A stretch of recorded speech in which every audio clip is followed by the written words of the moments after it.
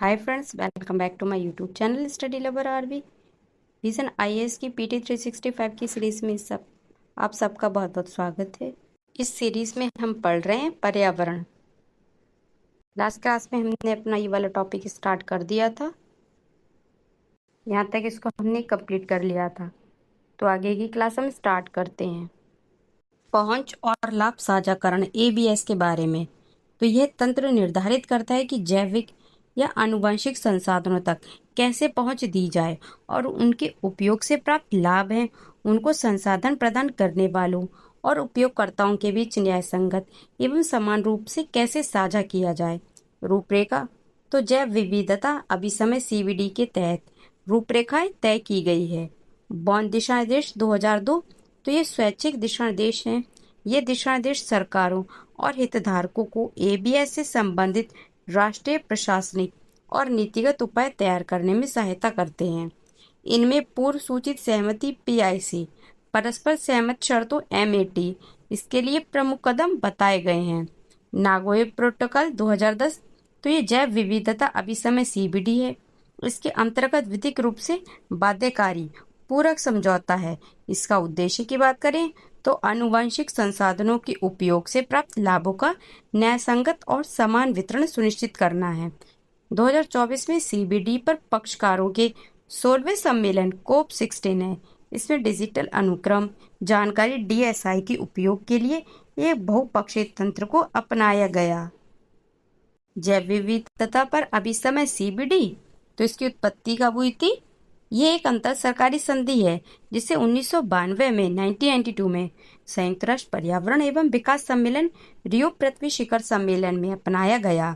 सदस्य की बात करें तो 196 सदस्य हैं और भारत भी इसका सदस्य है। प्रत्येक पक्षकार देश को राष्ट्रीय जैव विविधता रणनीति और कार्य योजना तैयार करना अनिवार्य है। भारत ने जैव विविधता अधिनियम 2002 अधिनियमित किया। 3 प्रमुख लक्ष्य कौन कौन से हैं? तो जैव विविधता का संरक्षण, जैविक संसाधनों का संधारणीय उपयोग, लाभों का न्यायसंगत और समान वितरण। प्रमुख प्रोटोकॉल तो कौन कौन से? कार्टाजेना जैव सुरक्षा प्रोटोकॉल 2003, पहुंच और लाभ साझाकरण एबीएस, इस पर नागोया प्रोटोकॉल 2014। पहुंच और लाभ साझाकरण एबीएस पर भारत की विधिक रूपरेखा तो क्या है? जैव विविधता अधिनियम 2002। इसको जैव विविधता अभिसमय सीबीडी के प्रति भारत की प्रतिबद्धताओं को पूरा करने के लिए लागू किया गया। इसका मुख्य उद्देश्य जैव विविधता का संरक्षण करना और इसके घटकों के संधारणीय उपयोग को सुनिश्चित करना है। विस्तार क्षेत्र तो यह अधिनियम भारत के भीतर सभी जैव संसाधनों पर लागू होता है। यह नागोया प्रोटोकॉल है उसकी तुलना में अधिक व्यापक है क्योंकि नागोया प्रोटोकॉल केवल आनुवंशिक संसाधनों तक सीमित है। कार्यान्वयन तो इस अधिनियम को सांविधिक निकायों की निम्नलिखित त्रिस्तरीय प्रणाली के माध्यम से लागू किया जाता है। राष्ट्रीय जैव विविधता प्रणाली एनबीए केंद्रीय स्तर पर है। राज्य स्तर पर विविधता बोर्ड कौन सा है? तो राज्य स्तर पर है राज्य विविधता बोर्ड एसबीबीसी और केंद्रीय स्तर पर कौन सा है? राष्ट्रीय जैव विविधता प्राधिकरण एनबीए। जैव विविधता प्रबंधन समितियां बीएमसी तो ये किसके लिए हैं? ये स्थानीय स्तर पर है, पंचायत और नगर पालिका के लिए। एबीएस से महत्वपूर्ण केस स्टडी तो केरल का कानी आदिवासी समुदाय, ये पारंपरिक रूप से आरोग्य पाचा वनस्पति ट्राइकोपस जेलिनिकस उसका उपयोग थकान मिटाने और ऊर्जा प्राप्त करने के लिए करता रहा है। वैज्ञानिकों ने इस ज्ञान का उपयोग करके जीवनी नामक औषधि विकसित की। एबीएस के तहत इस औषधि के व्यवसायीकरण से प्राप्त लाभ का एक हिस्सा कानी समुदाय के साथ साझा किया गया। नेक्स्ट टॉपिक है वन्यजीव पर्यावासों के एकीकृत विकास के लिए केंद्र प्रायोजित योजना। तो ये सुर्खियों में क्यों है? तो घड़ियाल और स्लॉथ बेयर भालू उसको वन्यजीव पर्यावासों के एकीकृत विकास के लिए केंद्र प्रायोजित योजना है। इसके तहत प्रजाति पुनर्प्राप्ति कार्यक्रम में शामिल किए जाने की सिफारिश की गई है। CSSIDWH के बारे में जान लेते हैं। तो नोडल मंत्रालय इसका कौन सा है? पर्यावरण वन और जलवायु परिवर्तन मंत्रालय। प्रकार की बात करें तो ये केंद्र प्रायोजित योजना है। उद्देश्य की बात करें तो वन्यजीव संरक्षण और संवर्धन गतिविधियों उनका संचालन करना इसका उद्देश्य है। वित्तीय सहायता कौन सी है इसकी? तो राज्य और संघ राज्य क्षेत्र सरकारों को ये प्रदान की जाती है वित्तीय सहायता। संरक्षित क्षेत्र कौन कौन से हैं? राष्ट्रीय उद्यान, वन्यजीव अभयारण्य, संरक्षण रिजर्व और सामुदायिक रिजर्व को समर्थन प्रदान करना। संरक्षित क्षेत्रों के बाहर वन्यजीवियों का संरक्षण करना। गंभीर रूप से संकटग्रस्त क्रिटिकल इंडेंजर्ड प्रजातियों और उनके पर्यावासों को बचाने के लिए पुनर्प्राप्ति कार्यक्रम संचालित करना। अब तक प्रजाति पुनर्प्राप्ति कार्यक्रम के अंतर्गत हिम तेंदुआ, एशिया शेर, ग्रेट इंडियन बस्टर्ड आदि से 22 प्रजातियों की पहचान की गई है। प्रमुख घटक की बात करें तो वन्यजीव पर्यावासों का विकास, बाघ परियोजना, हाथी परियोजना आदि। स्लॉथ बियर, भालू, तो ये WPO 1972 में अनुसूची वन में है। सिटीज की कौन सी? ये परिशिष्ट वन में है और इसकी स्थिति IUCN में कौन सी? वल्नरेबल है। विशेषताओं की बात करें तो इसका नाम लंबे नाखूनों और असामान्य दांतों से पड़ा है जो स्लॉथ आलसी जैसे प्रतीत होते हैं। दीमक और चींटियां खाने में ये विशेषज्ञ हैं। अन्य भालू जो प्रजाति हैं उनके विपरीत शीत निद्रा नहीं करता है। ये एकाकी, अधिकांशतः रात्रिचर, फुर्तीला तथा भारतीय महाद्वीप के सबसे आक्रामक प्राणियों में से ये एक माना जाता है। पर्यावास की बात करें तो वन और घास के मैदान भारत, नेपाल और श्रीलंका का देशज निवासी है। खतरे तो पर्यावास का ह्रास और क्षरण, मानव वन्यजीव संघर्ष, वैश्विक आबादी 20,000 से कम। संरक्षण प्रयास, project sloth bear 2025, Daroji sloth bear अभयारण्य, स्लॉथ भालू अभयारण्य कर्नाटक और एशिया का पहला समर्पित स्लॉथ भालू अभयारण्य। ये सब इसके संरक्षण प्रयास है। नेक्स्ट टॉपिक है प्रोजेक्ट चीता। तो ये सुर्खियों में क्यों है? तो भारत और बोत्सवाना ने प्रोजेक्ट चीता इसके तहत 8 चीतों को भारत लाने की औपचारिक घोषणा की है। प्रोजेक्ट चीता के बारे में जान लेते हैं। तो ये 2022 में शुरू की गई एक ऐतिहासिक वन्यजीव संरक्षण पहल है। उद्देश्य की बात करें तो 1940 के दशक के अंत और 1950 के दशक की शुरुआत में विलुप्त हो चुके चीतों को भारत में फिर से बसाना। यह प्रोजेक्ट टाइगर के अंतर्गत संचालित होता है, जिसे 2023-24 से प्रोजेक्ट टाइगर एंड एलिफेंट नाम दिया गया है। कूनो राष्ट्रीय उद्यान में 30 चीतों दिसंबर 2025 तक इसकी आबादी मौजूद है। कार्यान्वयन एजेंसी तो कौन सी? राष्ट्रीय बाघ संरक्षण प्राधिकरण NTCA केंद्रीय पर्यावरण, वन और जलवायु परिवर्तन मंत्रालय के अधीन एक सांविधिक निकाय है। कौन से निकाय है? सांविधिक। इसके गठन की बात करें तो 2006 में संशोधित वन्यजीव संरक्षण अधिनियम 1972 के प्रावधानों के तहत किया गया है। तकनीकी सहायता भारतीय वन्यजीव संस्थान WII द्वारा प्रदान की गई है इसको। प्रोजेक्ट चीता संचालन समिति तो इसका गठन 2023 में NTCA ने किया था। इसका कार्य प्रोजेक्ट के कार्यान्वयन की निगरानी व मूल्यांकन करना और परामर्श देना है। मुख्य उद्देश्य की बात करें तो सुरक्षित पर्यावासों में चीतों की प्रजननशील समष्टि बसाना, खासतौर पर उन क्षेत्रों में जहां ये ऐतिहासिक रूप से पाए जाते हैं।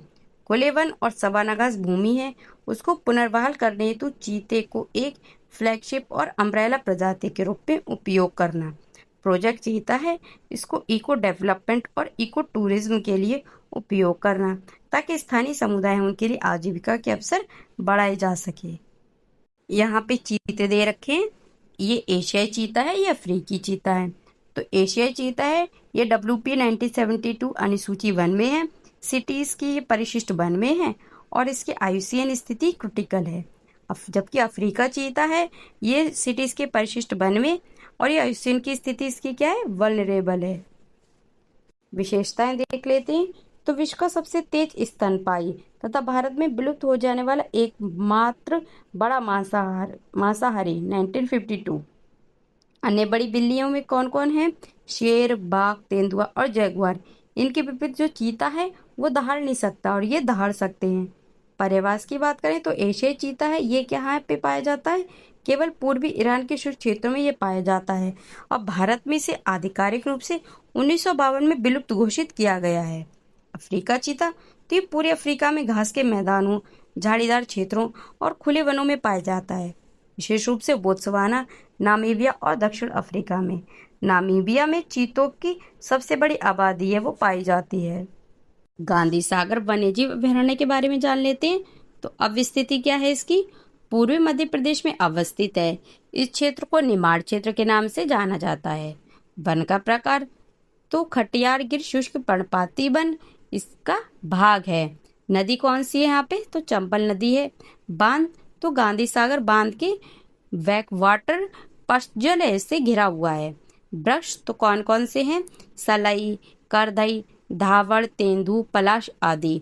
वन्यजीव तो जंगली कुत्ते, ढोल्स, चिंकारा, तेंदुआ, ऊदबिलाव मतलब ऑटलर और मगरमच्छ। ऐतिहासिक विश्व प्रसिद्ध चतुर्भुज नाला रॉक शेल्ट शिलाशय उसका हिस्सा है। नेक्स्ट टॉपिक क्या? Tiger reserve. तो यह भी सुर्खियों में क्यों है? तो जो सर्वोच्च न्यायालय इसने पर्यावरण निम्नीकरण, अनियंत्रित पर्यटन और कॉरिडोर विखंडन के कारण बढ़ते जो मानव वन्यजीव संघर्ष है उनकी समस्या से निपटने के लिए टाइगर रिजर्व के संरक्षण हेतु दिशा निर्देश जारी किए हैं। सर्वोच्च न्यायालय द्वारा जारी निर्देश तो कौन कौन से? टाइगर सफारी पर रोक। कोर्ट क्षेत्रों या निर्दिष्ट बाग गलियारों में किसी पर टाइगर सफारी है उसकी अनुमति नहीं होगी। इसकी अनुमति केवल बफर जोन है उसमें स्थित गैर वन या अवक्रमित वन भूमि है उस पर ही दी जाएगी।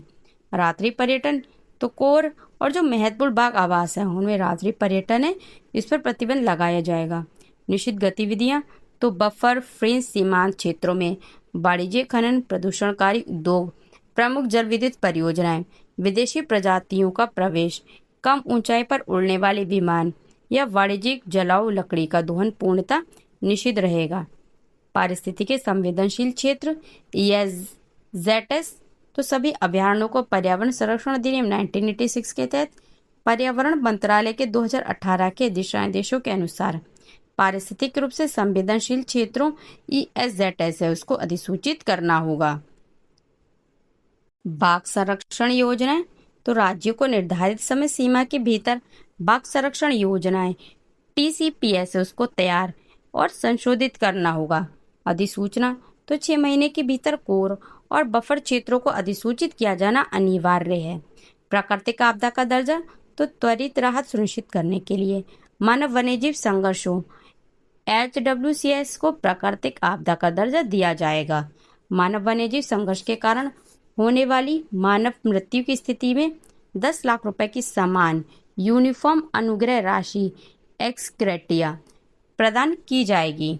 संबंधित दिशा निर्देश तो राष्ट्रीय बाघ संरक्षण प्राधिकरण NTCA द्वारा 6 महीने के भीतर मानव वन्यजीव संघर्ष शमन दिशा निर्देशों का मसौदा तैयार किया जाएगा जिसे सभी राज्यों द्वारा लागू किया जाना है। टाइगर रिजर्व के बारे में जान लेते हैं। तो प्रोजेक्ट टाइगर 1973 के तहत बाघों के दीर्घकालिक संरक्षण हेतु कानूनी रूप से संरक्षित क्षेत्र इसमें निम्नलिखित शामिल हैं। कोर क्षेत्र महत्वपूर्ण आवास यह पूर्णतः अनुल्लंघनीय क्षेत्र होता है। यह किसी भी प्रकार के पर्यटन या व्यावसायिक गतिविधि की अनुमति नहीं होती है। बफर क्षेत्र सतत उपयोग क्षेत्र तो विनियमित पारिस्थितिकी विकास या सीमित पर्यटन की अनुमति होती है। NTCA द्वारा घोषित यह वन्यजीव संरक्षण अधिनियम 1972 के तहत एक कौन सा निकाय है? सांविधिक निकाय है। राज्य सरकारें संभावित स्थलों का प्रस्ताव करती हैं जिन्हें NTCA द्वारा अनुमोदित एवं अधिसूचित किया जाता है। कुल रिजर्व तो कितने हैं? 58। नवीनतम कहाँ है? मध्य प्रदेश में टाइगर रिजर्व और रातापानी वन्यजीव अभयारण्य ये नवीनतम है। इन्हें NTCA की सलाह पर वन्यजीव संरक्षण अधिनियम 1972 के प्रावधानों के अनुसार राज्य सरकारों द्वारा अधिसूचित किया जाता है। NTCA की सिफारिश और राष्ट्रीय वन्यजीव board national board for wild life के अनुमोदन के बिना सीमाओं में कोई भी परिवर्तन नहीं किया जा सकता। तो फ्रेंड्स आज की वाली क्लास हम यहीं पे एंड करते हैं। आगे के टॉपिक हम नेक्स्ट क्लास में पढ़ेंगे। तब तक के लिए थैंक यू। जय हिंद।